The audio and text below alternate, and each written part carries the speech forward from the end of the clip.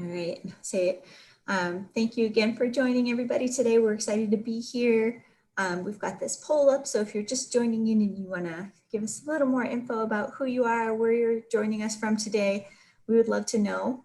And just to intro, I'm Kristen, I'm with GrowNYC. Laura is here today from GrowNYC. We've got Emily and Sarah here from Eco Schools, and we've got an awesome panel of teachers, principals, educators who are doing outdoor learning, and we're excited to have you learn from them. So, okay, we have some teachers here today. We have some school partners. Let's see. Cool. So far, it seems like a good number of you were using outdoor space even before COVID. So that's awesome. And if you're not, that's great. You're in the right spot for today. We're going to help you get more comfortable with going outside. It seems like there's a good number of you that are currently using some outdoor space. That's also great. We have some who are hopeful to start in the spring, which is also very cool. For those of you who are not, we'd love to learn more about why, and you can ask lots of questions about that later to our panelists who've been doing this for years now. And it looks like we have a really interesting mix of people who are using their own school grounds, some street closures, some parks, some community gardens, and some other spaces. I'm definitely curious to learn more about what those other spaces look like too. And of course, there's a good mix of info on what the barriers are to outdoor learning. We know that there are many, and we're continuously very impressed by those of you who find ways to do it regardless of those barriers. Okay, so why don't we jump into it? To give you a little bit of background on what brought about our, let's start with some quick overview of what you need to know for the workshops today. You are all muted. You can submit questions to us. Please put them in the Q&A. The chat is for chatting, the Q&A is for questions, and we were going to save some time at the end. So any questions that you want to ask either any of us or the panelists, please put them into the Q&A. We are recording the session today. After the workshop ends, we are going to email you a recording of the workshop, and you are going to get a copy of the toolkit delivered to your inbox as well. So that'll all be coming in the same email. And you can find all of these materials that we're going to share today on our distance learning page as well, but you are going to get a recording of the workshop and the toolkit in your inbox right after the workshop. Before we get into the toolkit itself, because we're going to unveil it tonight, we know a lot of you are very excited to see that. We are using the terms outdoor learning and outdoor classrooms interchangeably.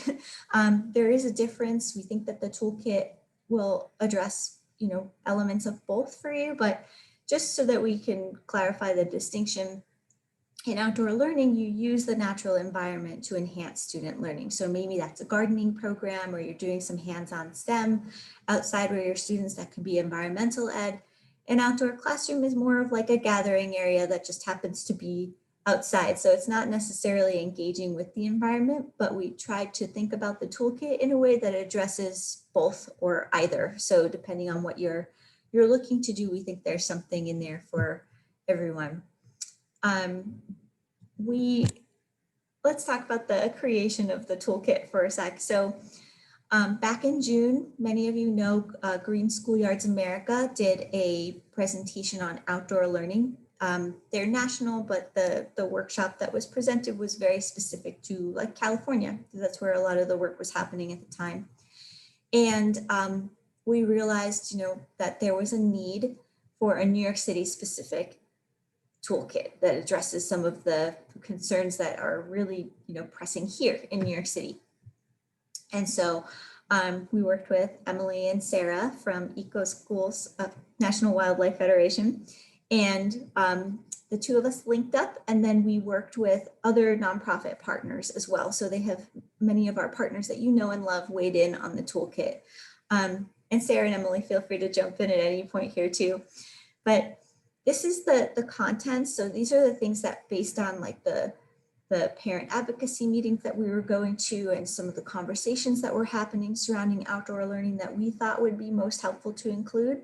So we have some background on why outdoor classrooms, why outdoor learning, the benefits of. We fully acknowledge that it's not the most equitable system right now as far as who has access to outdoor spaces and who does not. So we have some recommendations in there, and also you can reach out to us if you're looking for some alternative spaces too. Laura has been collecting some sites in different neighborhoods that are looking to partner with schools. We've also worked on, how do you identify learning goals for outside? Do you want to go outside for PE, or do you want to do more of like a school-wide approach to outdoor learning? We have some information in here on how to select sites. And if there's not necessarily like sites in your immediate vicinity that are available to you, then how could you partner with community gardens, parks, street closures? How do you access some of those alternative sites? So there's info in here on that for you.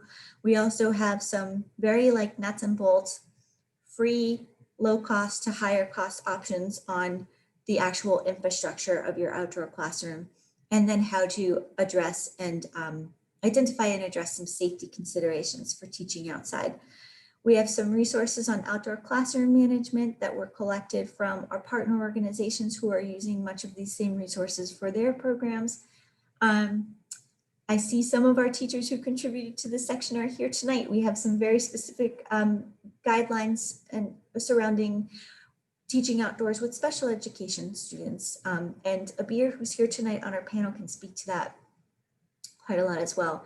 We know funding is very pressing, so we have lists of grants and opportunities for funding in here, resources from our partners, and then there's a section on case studies that we plan to continue building out as we go and as we learn more from what each of you is doing. So that's the overview. You are going to have it in your inbox right after. Sarah, is there anything else I should have mentioned? Yeah, no, thank you, Kristen. That was really thorough. I just want to add, I just really want to anchor the Outdoor Learning Toolkit in this moment. Just really acknowledge that we're living through a very stressful time, and this toolkit really came out of that. So we wanted to create a resource for schools that would help you safely take your students outdoors during this pandemic. We know why that's better than being indoors. So, but I just want to really kind of underline the benefits of being outside. It's not only that it decreases the transmission of the virus, but that it can really reduce some of the stress that we're all feeling, that our students are feeling, and then it can get us away from the screens, even though we're all at a screen right now, but just being outside in the fresh air, connected to nature, it has immense benefits that my hope is that after this, after we're on the other side of this pandemic, we can really work together to reimagine what outdoor learning is for all of us in New York City. So as Kristen mentioned, we really emphasize like really practical resources that you already have at the school or that are free. And that, and then we also really wanted just to center everyone's safety. So there's lots of considerations and lots of questions, and then really practical tips from educators of all backgrounds. And we know that the situation is constantly changing in New York City, and like hats off to all of the work that you're doing. And so we do plan to update and add to this, like as we learn more information about what is and isn't possible. One final thing too, it's a request for all of you, is that we have a section for case studies and sample plans from schools, and we've started off with 2, but we can always add to this. So we'd love to include more case studies and plans, so that knowing that like teachers learn best from other teachers. So we want to know what your experiences are, so we could include it as well. So let's introduce our panelists. We have 3 amazing educators here tonight who are excited to talk about the work that their school is doing. Emily, would you like to introduce Anna? Sure, it'd be my pleasure and honor. So Principal Anna Allenbrook is our first panelist, and she is the principal of Brooklyn New School and a longtime champion of environmental education and education for sustainability. So it's our great pleasure to have her here tonight, this afternoon. And we wanted to start out by asking some questions for you to let us know first a little bit about your school, Anna, where it's located, how many students attend, and I'm sorry. No, yeah, I'll jump in too here. Yeah, Anna, it would be great. I think it'd be really beneficial for attendees to hear just a little bit about the school, how you've pivoted to outdoor learning this fall, knowing that you have a long history of outdoor education at Brooklyn New School, but what are some of the spaces that you're specifically using this fall? What types of activities or subjects are being taught out there? And then even just like, why was it important for you to provide outdoor learning this fall for students that were returning? And how did you even make that decision? So yeah, we'll let you take it over. And you might want to advance this slide. Yes. Oh, there we are. That's actually a good place to start. That's Rapley Street, and answering Emily's question, Brooklyn New School, otherwise known as PS 146, is located in Carroll Gardens. And if you look at that fence in the background, that actually looks down over the BQE. So we're literally right over the BQE. And yes, we've been doing outdoor learning for a long time with an emphasis on sustainability and teaching children about their environment so they can be responsible citizens within the environment. And it starts in our early childhood, in our pre-K. We are the school that does forest school with our 4-year-olds going off to the nature playground in Prospect Park. And then we do something called shore school with our kindergarten, where we're going off to the beach every week. And so that's just to give you a little bit of the history of the school. Unfortunately, because of the pandemic, those kind of programs we've had to rethink, as something as simple as a field trip is no longer that simple. Getting on the subway, getting on a bus, anything like that is very difficult. So when we realized that we were going to be continuing with this, well, we had remote learning in the spring, and then we were told we're coming back with this hybrid model, which is what Brooklyn New School has. So these children that you see here in this image are actually, I think they're making recycling. I can't see, it says BNS, but their goal here is to create a recycling sign for our students. And these are third graders who are learning about the importance of recycling, and what they're actually responsible for is making sure that their peers in all the grades clean up after lunch. So why was it important to do outdoor learning? I think it started with a simple thing. There was tremendous fear, lest we forget, in September, and perhaps there still is, about going back into the building. We had the question of whether the building was safe. We still have a lot of wonderings about that. You all know about, if you're public school teachers, you're working in schools where your classrooms are freezing because the windows are open. We got our PTA to buy us air purifiers because the city did not provide that. So just the simple issue of feeling safe is a really important reason that we ended up wanting to do this outdoor learning. So we put in for the permit to have this street closed. I don't know if you can see the barricades at the end of the street. And we've been using it in all different ways, not just here to do this recycling thing, but going outside, and you'll see a group of children, those buckets, we decided rather than getting those portable chairs, we just bought buckets, and we have all these yellow buckets. And when we do our outdoor learning, you can just take a group of buckets, sit on the buckets, and you can do a reading circle, you can do a writing workshop, you can do a math lesson, what have you. So there are people going outside. It's totally teacher directed. It's not directed by me. And so there's one second grade teacher who literally, I think, spends her whole day outside in the schoolyard or on the street doing all of her lessons outside. But that's not a mandate. That's really up to the teacher. The one time that the children are outside, as I said before, is lunch. They're eating lunch outside, and this allows them to see their friends from the other crews. as long as they have that 6 feet and the social distance, and they're wearing, as you can see, well, this little one's not wearing her mask, but the others are wearing their masks. And then we also go out on the street, and this is where the children get to play. And it's opened up incredible possibilities this year. For the first time ever, we've always wanted to teach biking.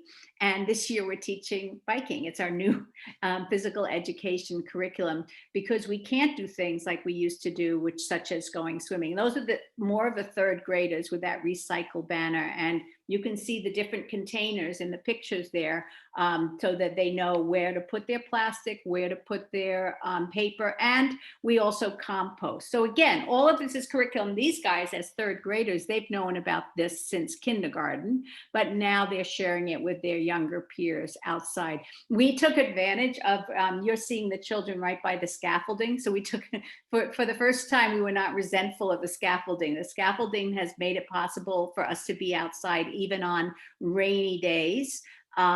Today was a little bit too much, but most rainy days we're outside, if it's just a drizzle, and eating outside, playing outside, and so on. So why?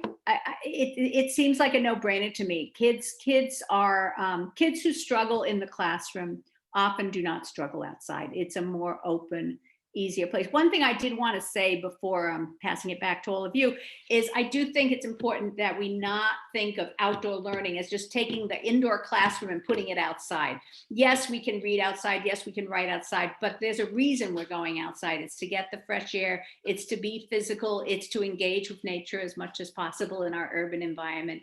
And it's to learn from those experiences. So I feel really strongly that children learn best doing this, not just in a pandemic, but always. And if it takes a pandemic to get us thinking that way, then that's an exciting thing. I do also want to say that the struggle that we're having right now is, are our remote learners getting this experience? We do meetups for the remote learners, but not every family brings their children outside. So that is a huge concern as we discuss this, but I'll let it go back to you.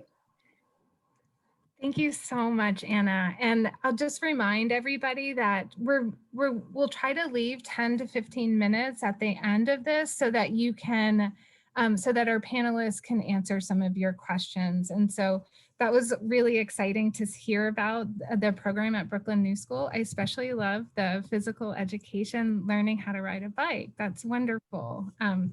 So I'm really excited to introduce you to our next panelist. Her name is Abir Husad, and she is a special ed STEM teacher at P811 in Queens. And if we could advance the slide, I think we'll have her images available. And so Abir, can you tell us like what types of spaces your schools are using for outdoor learning, or how have you used outdoor learning in the past? I'll let you just take it away and a little bit about your school and your students. Thank you so much, as well. Sarah. Thank you. I'm so excited to be with you here. As Anna was saying, the outdoor space, students love outdoors, and this is especially true for students in District 75. My name is Abir Husad. I work at 811 Queens. We have 9 sites. I'm co-located at a school in Jamaica. We have enough space in the backyard. Those pictures they showing on the screen is we recently began with the STEM program, and we're lucky enough to receive a grant from Grow to Learn. And the grant we made outside classrooms. We bought benches. Those benches you see in the pictures, you could turn into picnic tables so the students can sit down and actually do some work outside. That picture on the left side, we have as well benches with planters on each side. We're planning to plant flowers for butterflies to come to the garden. So that's a science program we have as well.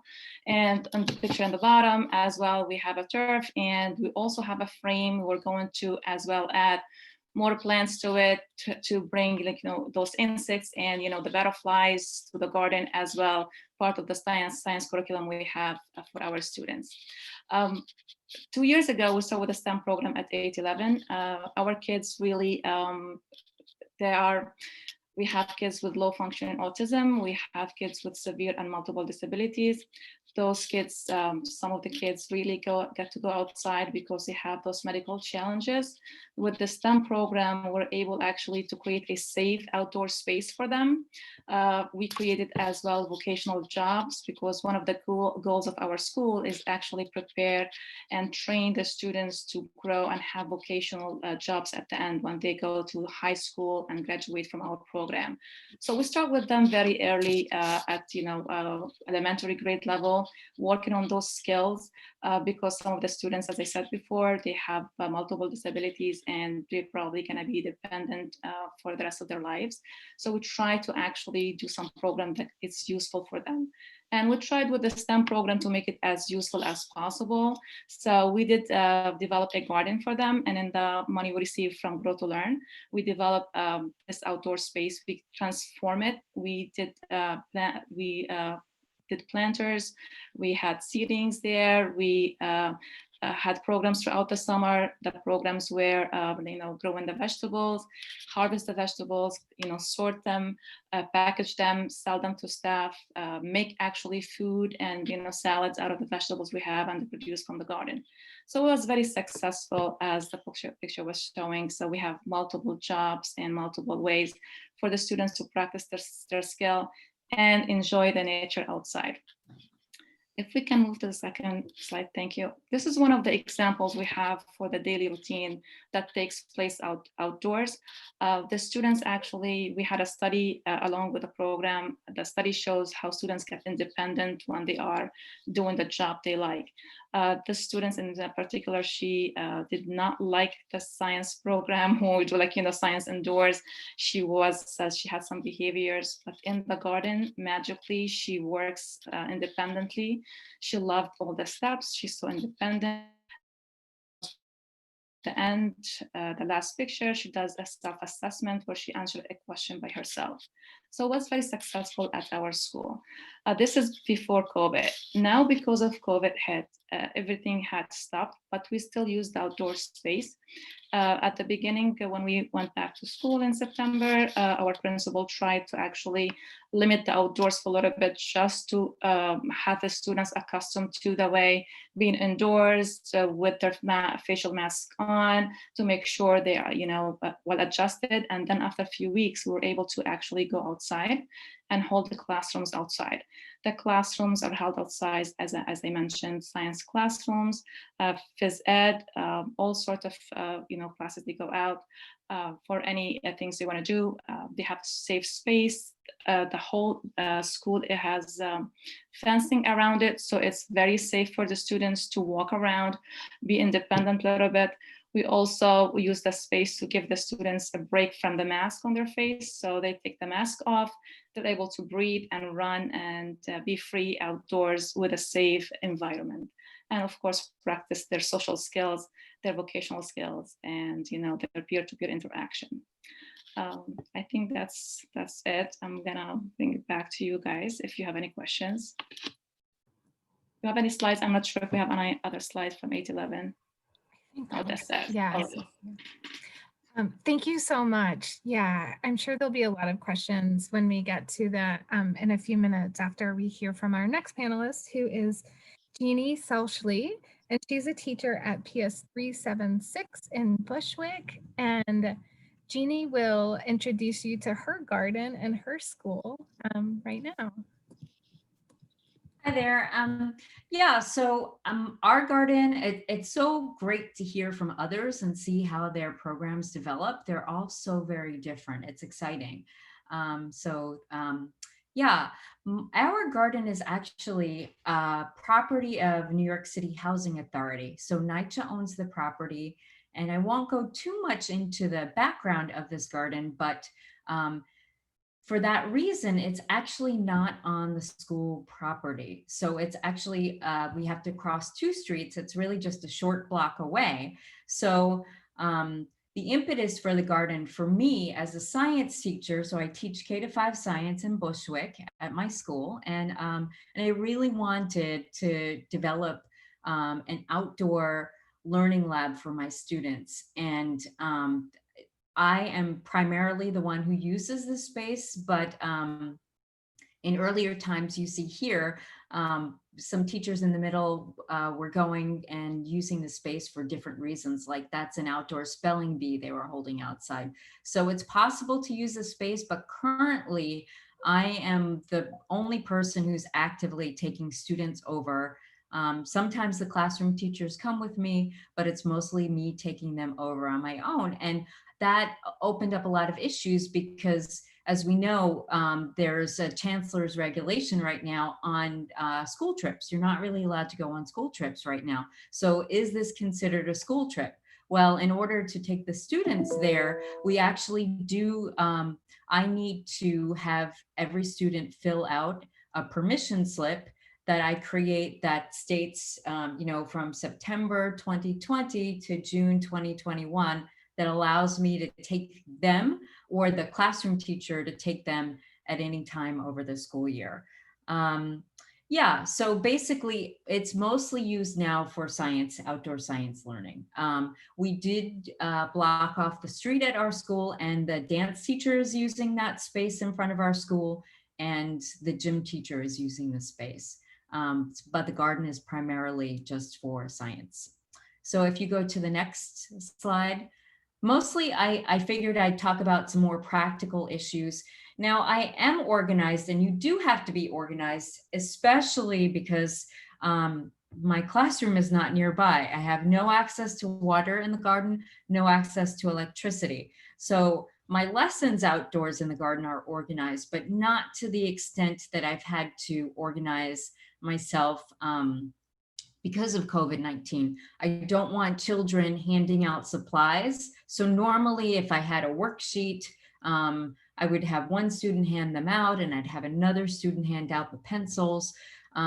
So I came up with the system of putting all the worksheets on the clipboard before we're out in the garden, and I put a pencil on it, so the pencil is there already. And then I learned a really great trick this year about putting a rubber band around the bottom of the clipboard so that the papers don't fly away, because it can get very windy. So this way the papers don't go rustling around, they don't lose the paper, and students are just holding on to their own clipboard and their own pencil. And then when I get back to the classroom, I can wipe those down and wipe them off.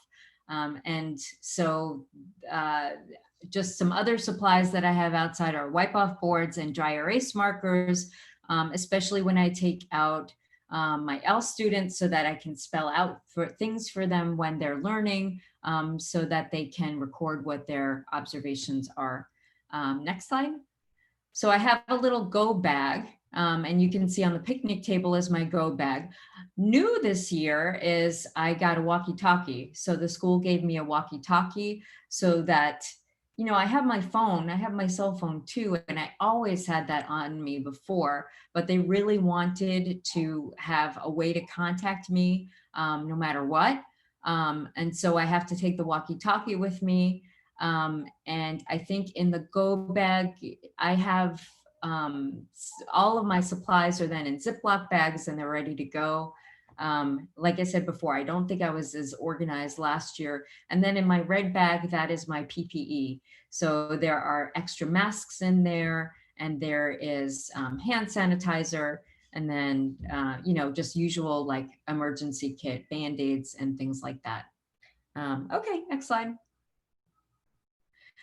So it sort of goes without saying with COVID, the students have to wear their masks outdoors. And I only usually am able to take 2 classes a day. My schedule has changed this year, so I'm also doing some special education services at my school. But I only usually will, like on a good day, will be able to take 2 classes out there. So I have enough clipboards.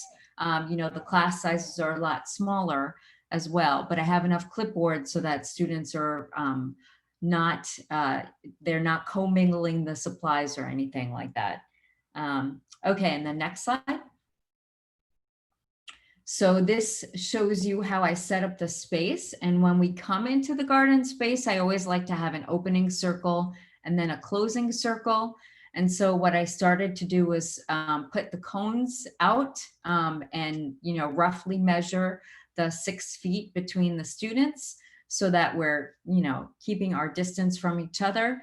And I also I moved every single bench that we have is facing in one direction then, and I've marked the benches. I was using the cones on the benches, but then I discovered it was easier for me to put the clipboards on the spaces where I wanted them to sit. So we'd have an opening circle when we get into the space, and then I asked them to go sit at a bench next to a clipboard, and that's their clipboard for the day. And then I give them instructions on whatever it is we're learning.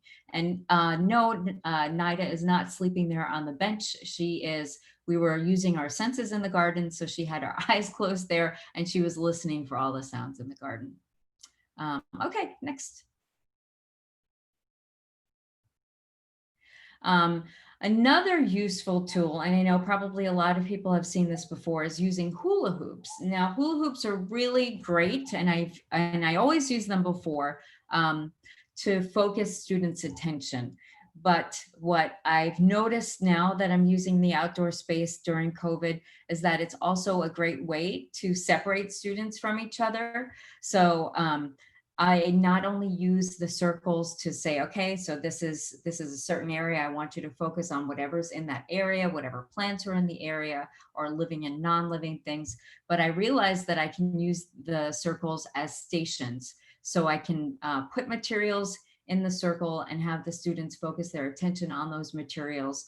And then put out, if there are 6 students there, I can put out 12 circles, and at least they get to move safely to another station during the period that we're outside.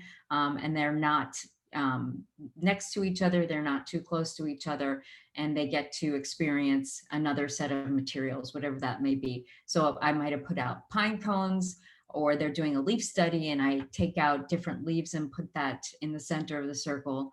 And it keeps them safely away from each other. Okay, next slide. And what I've noticed is that we're talking about the benefits of outdoor learning, and yes, these students are a little bit too close to each other, I know, but they really wanted to dig in the dirt. And so what I did for the first time, I've never done this before, is that we have choice time in the garden. So they were given a choice of some different things to do.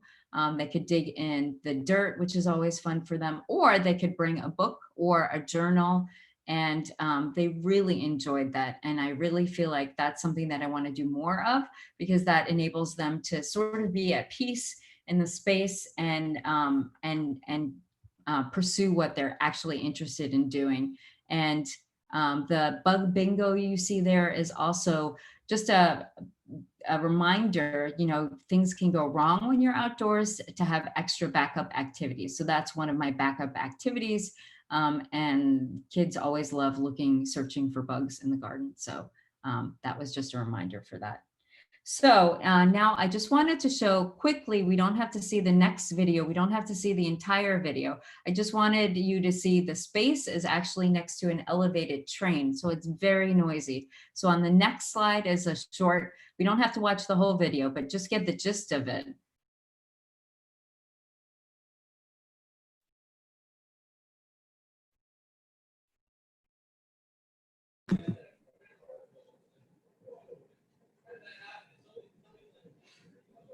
Oh, I see. It's having trouble loading. That's okay. So I can just talk through it. It's fine. With the shield on and the mask on, and then the students all have their masks on, the garden is very noisy. It's at a noisy intersection. Like I said, there's an elevated subway right next door. It's hard to hear anyway. And with all the PPE on, it's even harder to hear. And so this was just showing sort of the setup, how I have it outside, and it was showing how difficult it is to hear me speaking. So if you go to the next slide, unfortunately, we won't see them running in place, but on the next slide is a video, something that I've had to implement that I came up with because of, yeah, you can go to the next slide, that's okay. Something that I came up with because of COVID-19.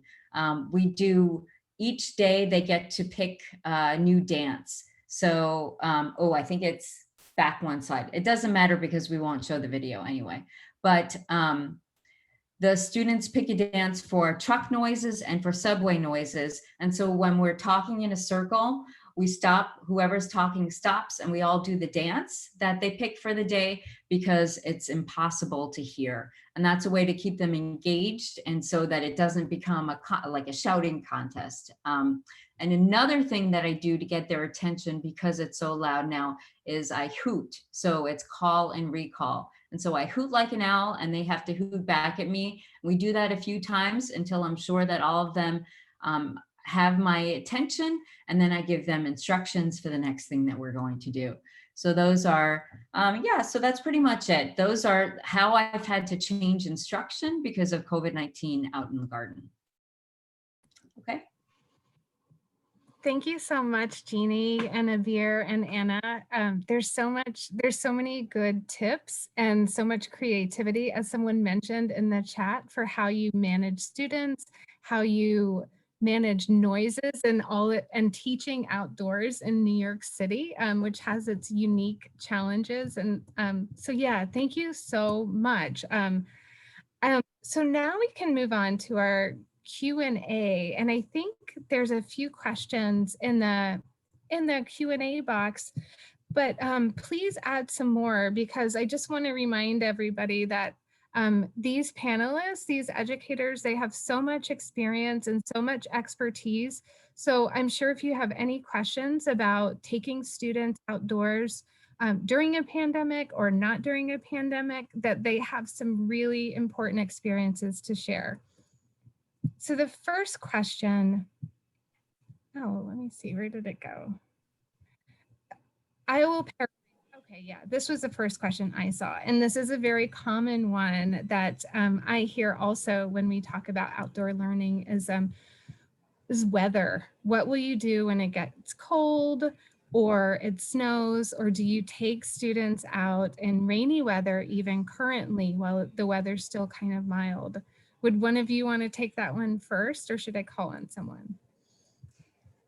Anna, it looks like you want to, you're muted, but it looks like you want to answer. I can take that, because I always say there's no bad weather, only bad clothing. So the one thing that we really emphasize is not just right now, it's warmer outside than it is in our building, number one. So we've been telling our families to dress for the cold anyway. So and to dress in layers. It's really, really important. And also with our little ones, we did I think it was one of those grants that one of our parents did for us, but we managed to get enough money to buy every 4-year-old one of those all-in-one rain suits so that they can be out in any kind of weather. So it's just about dressing right. And we do plan to stay outside right through the winter as much as possible. We do think kids learn so much, and there's really, today was a difficult day just because it was so wet out there.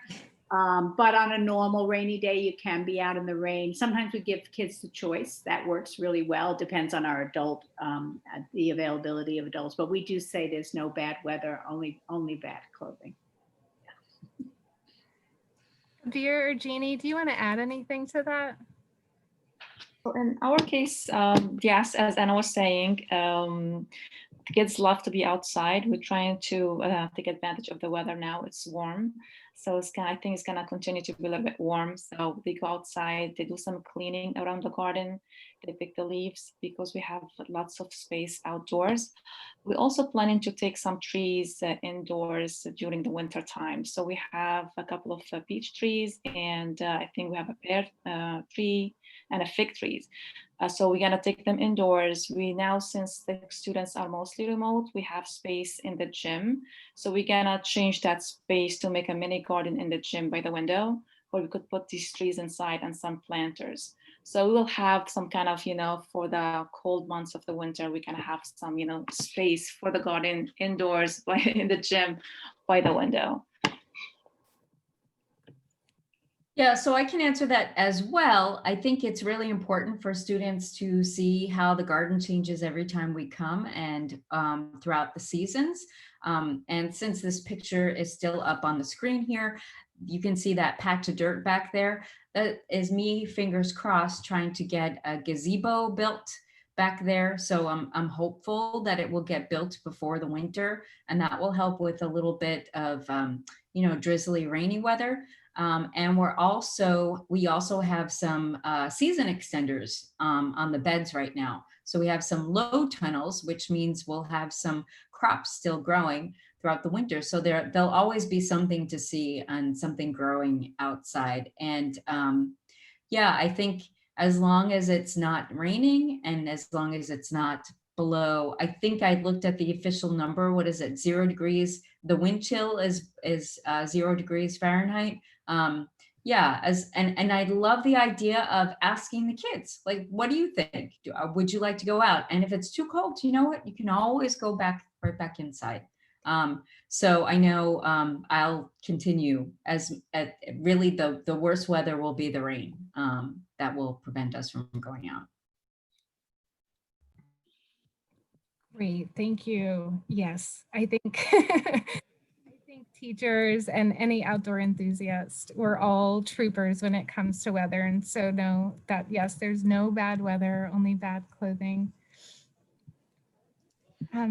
So Anna mentioned this, touched on this a little bit, but the next question I'd like to pose is, how are your schools connecting what you are doing in the garden with blended students and the remote students?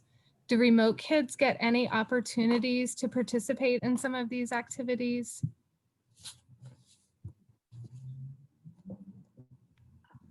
I'll go. I think that's a real challenge. And so they're invited to, but they can't come in during the school day because you have this issue of the size of the crew and making sure that the children are in these very small groups. And so they can't really come and join in. And it's complicated.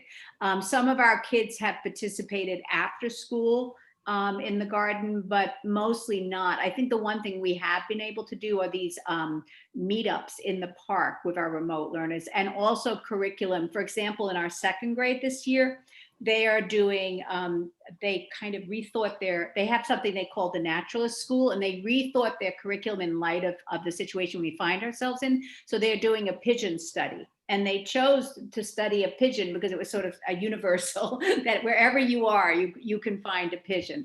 And so the children who are in school, just yesterday, they were walking, not yesterday, Tuesday, they were walking around with their second grade groups, sighting pigeons all around our building. And then presumably at home, these remote learners, whether they went outside or whether they just looked out their window, were doing the same thing. So we're trying to come up with curriculum that can be done at home, in school, in a park. But if worse come to worse, just from your window. But it is a challenge, and the issue of equity just keeps coming up as we deal with this COVID situation. That's a really excellent idea, to send the remote students similar activities. Adir, were you going to answer that? I was going to add a little bit. Yes, it continues to be a challenge for District 75, actually, with the kids who are doing remote learning. It's really hard for them to come to school or meet in the park, but I like the idea, Anna. That's an amazing idea. So far, one of the teachers recommended is actually do virtual lesson outdoors, where she has the camera in the garden, go outdoor and just with her cell phone and just, virtually do the lesson outdoors for the kids who are remote. The second thing we were doing as well is actually have activities that involve being outside with their families or with their adult to collect the leaves and come back the second day to do an activity virtually with the leaves they collected. Something like similar, very simple, just to get them to go outside with their families. But so far it is a challenge, and I think we should work a little bit more on creating ideas to have them be outdoors a little bit. Yeah, and I can just add to that. I attempted to do some classes in the garden, and as difficult as it is with students in front of you with the hearing, it is even more so when I'm speaking and the students are all remote and the train's going by and the bus is going by and trucks are going by. So that, I don't think it was so successful, but I definitely think there are ways to engage students who are full-time remote with their parents and creating like scavenger hunts for them to do, or like field work challenges for them to do with their families. But that also provided, that their parents want to take them outside and they want them to be outside. So that's kind of a big barrier that I haven't been able to figure out a way around. Yeah, but I really appreciate all of those ideas. I'm sure they're very helpful to many of us here on the webinar. So the next question, I'm sort of combining a couple of questions. So one part is what has the reaction been from parents? And then do you have any parent volunteers or assistant educators that support you outdoors? Okay, I keep going first, but parents have been really, I think, especially parents who have chosen the hybrid model, they want their kids back at school. They want their kids with, I think, first and foremost, with other children. And then hopefully also learning.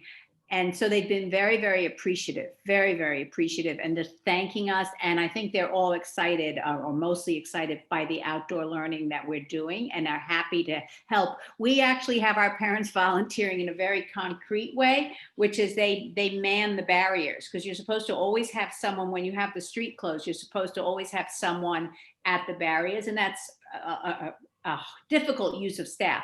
So parents will come with a little fold-up chair and their iPhone, and they'll sit and man the barriers for us when we're out there. And that's really, really helpful. So that's just a concrete use of parents. You also have to remember, you can have a parent help, but you're constantly looking at the capacity issue. So you can't have too many folks with the children. Again, when you're outside, you have more flexibility than when you're in the building. So some of the parents are outside with us too.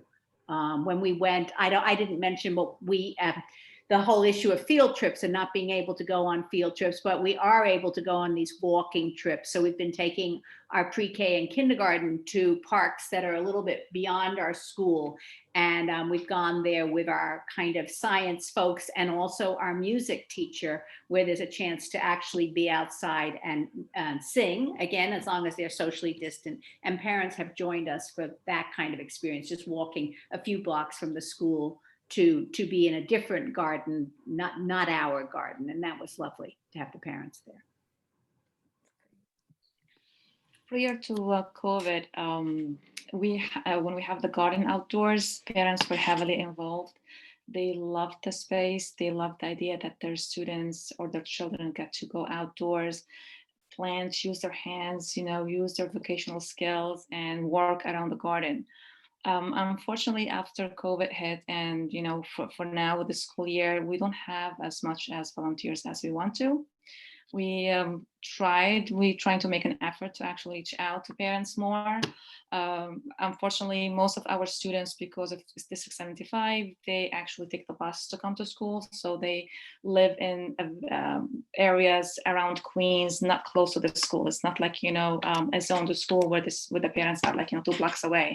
So parents really have to make an effort to actually come during the workday to come and help out. But before, as I said last year, when we have the garden going, parents were more like motivated to come and see actually their kids outdoors. So it's a little challenging now. Thank you. Jeannie, are there parents involved this fall at your school? No, and I think that's unfortunate. We had really started to have a nice, robust garden committee, because again, this is not school property. It's a community garden. And everybody has in a sense, kind of taken a step back and shied away a little bit. We do have open hours on Sundays now, and we have a new volunteer base that are not associated with the school, but I don't have parents helping out in the space. And that's something that I need to work on for sure. Okay, we only have a few minutes left, but I'm gonna see if we can squeeze in 2 more questions. And so the first one is one we often hear too, is where does the funding for these projects come from? So yeah, we can start with you, Anna.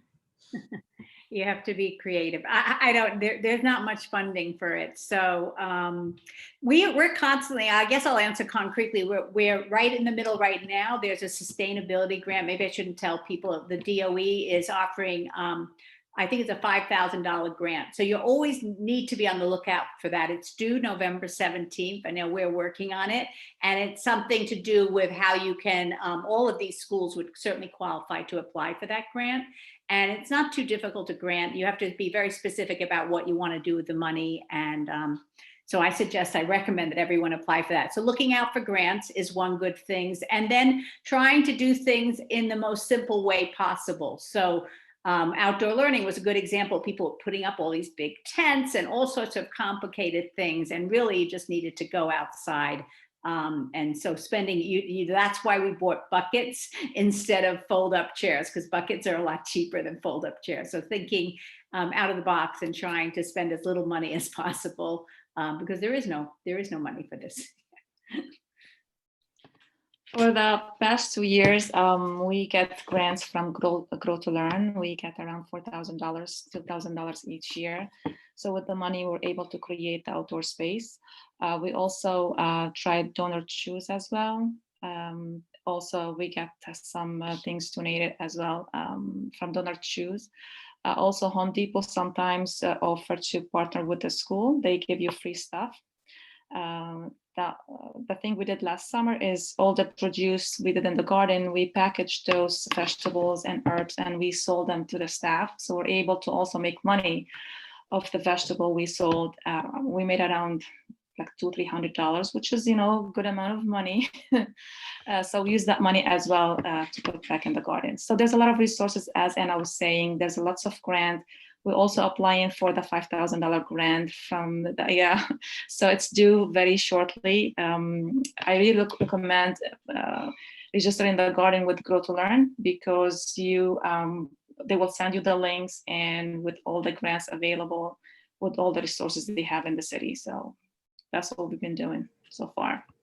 One very quick plug for the toolkit is that there's a funding section, and we have a link to a lot of different grant opportunities that are available this year with the deadlines, and they've all been updated. So anything that's listed in there is because they are offering it this year in some capacity. So when you get your toolkit later, check out that funding section for sure.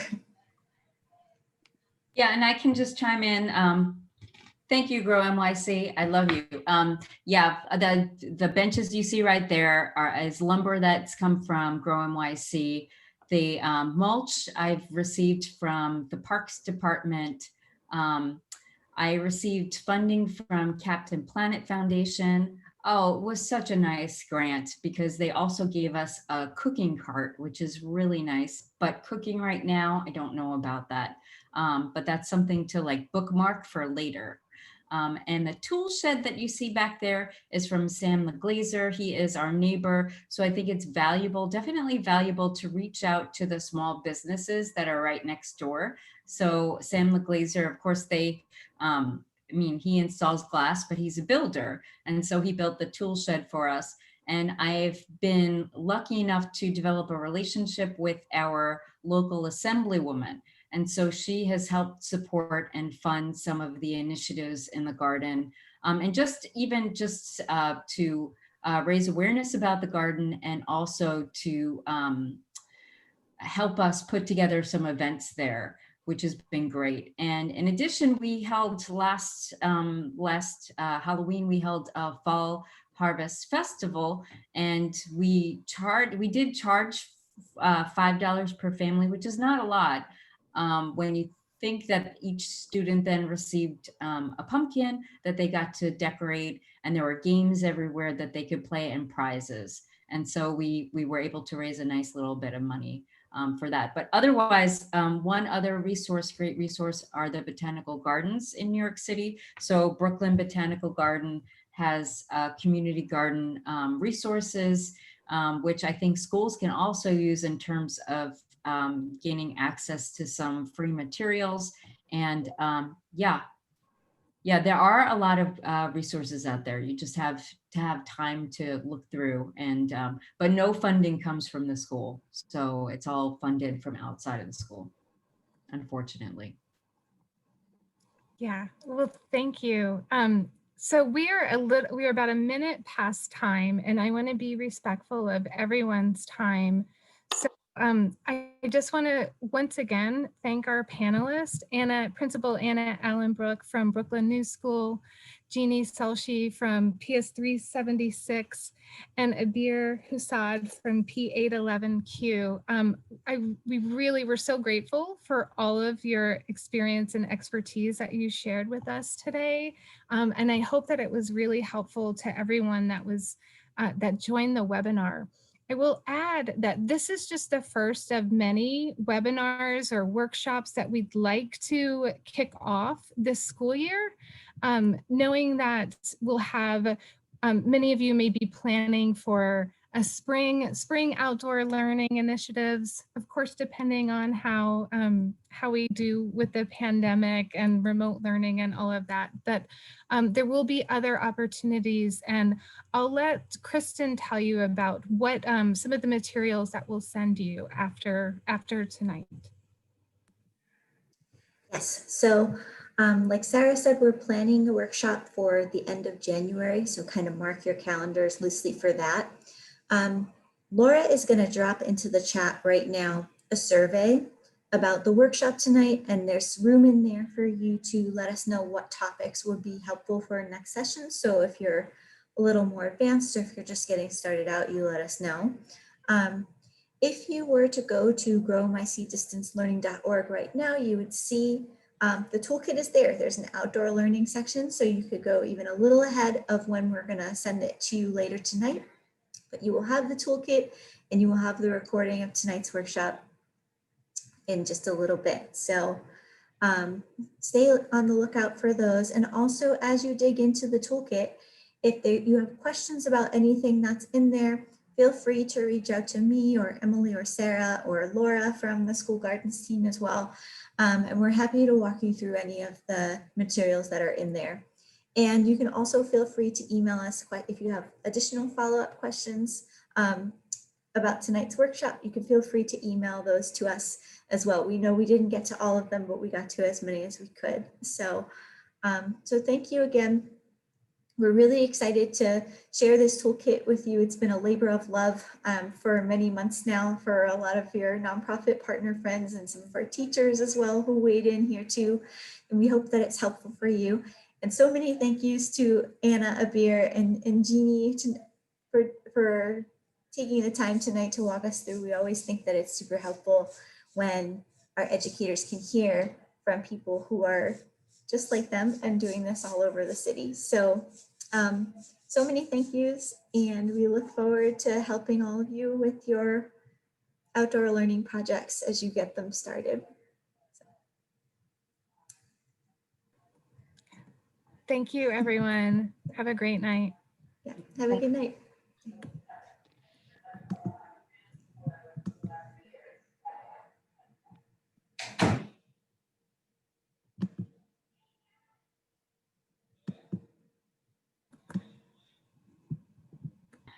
It was so informative. Wow, thank you, Abir. That was